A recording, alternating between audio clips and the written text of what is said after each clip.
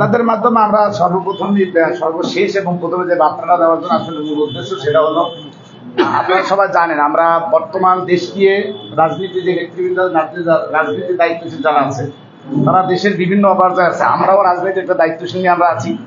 আমরা চাই না, আমাদের কাছে এই ব্যাপারটা কিন্তু বারবারই এই ব্যাপারটা নিয়ে আমাদেরকে নিয়ে আমরা কয়েকটা প্রোগ্রাম, আমরা বড় ধরনের কোনো হট্টগোলে মানে এটা যাইতে চাই নাই। এই জন্য আমরা নিরিবিলি পাচ্ছি যে প্রশাসন এই ব্যাপারটা থামাই দিক, প্রশাসন তাদেরকে গ্রেপ্তার করুক, এটা আমাদের মূল দাবি।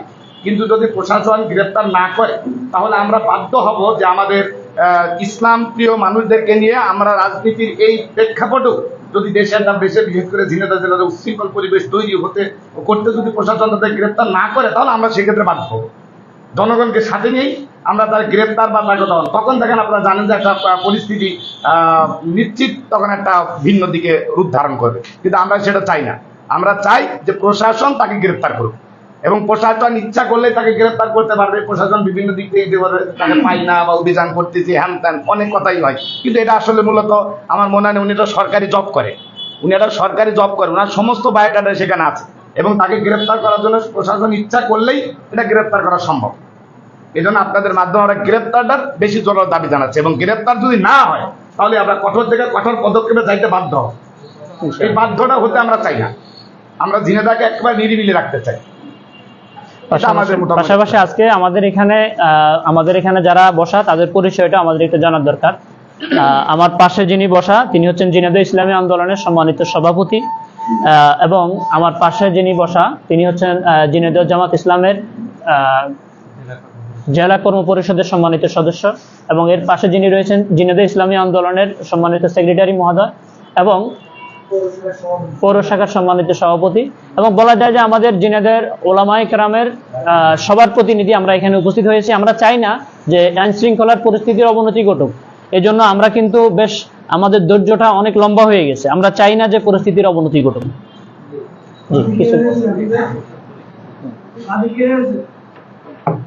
জি, বাদী আমি ঝিনাইদহ কেন্দ্রীয় মসজিদের খতিব যিনি, উনি বাদী হয়েছে। সম্মানিত সাংবাদিক ভাইরা এবং উপস্থিত দিনী ভাইরা, আসসালামু আলাইকুম ওয়া রাহমাতুল্লাহ। ওয়া আলাইকুম আসসালাম ওয়া রাহমাতুল্লাহ। আমরা এখানে অনেকেই আছি যারা ইসলাম ধর্মাবলম্বী।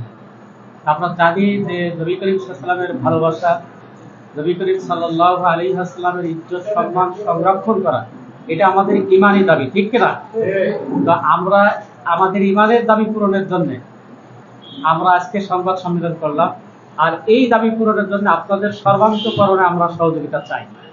তবে বর্তমান পরিস্থিতিতে আমরা প্রশাসনের কাছে জোর দাবি জানাচ্ছি যে অনতি বিলম্বে এই কুরুচিপূর্ণ কুখ্যাত মোজাম্মেল হককে ধরে প্রচলিত আইনের আওতায় এনে এর শাস্তি নিশ্চিত করার ব্যবস্থা করা, পাশাপাশি দৃষ্টান্তমূলক শাস্তি নিশ্চিত করা, পাশাপাশি এর সাথে ওনার ওয়াইফ যে 26 তারিখে সংবাদ সম্মেলন করে বলেছেন যে এর সাথে ওনাকে জোর করে এটা করতে বাধ্য করেছে, কারা করেছে সেটাও তদন্ত সাপেক্ষে তাদেরকে খুঁজে বের করে নেক্সটে যাতে এই জাতীয় কোনো কুলাঙ্গার যাতে অন্তত পক্ষে ঝিনাইদহ মাটি তার দ্বিতীয় কোনো মোজাম্মেল তৈরি না হয়, সেই ব্যবস্থা গ্রহণের জন্য কার্যকরী উদ্যোগ বর্তমান প্রশাসনকে নিতে হবে।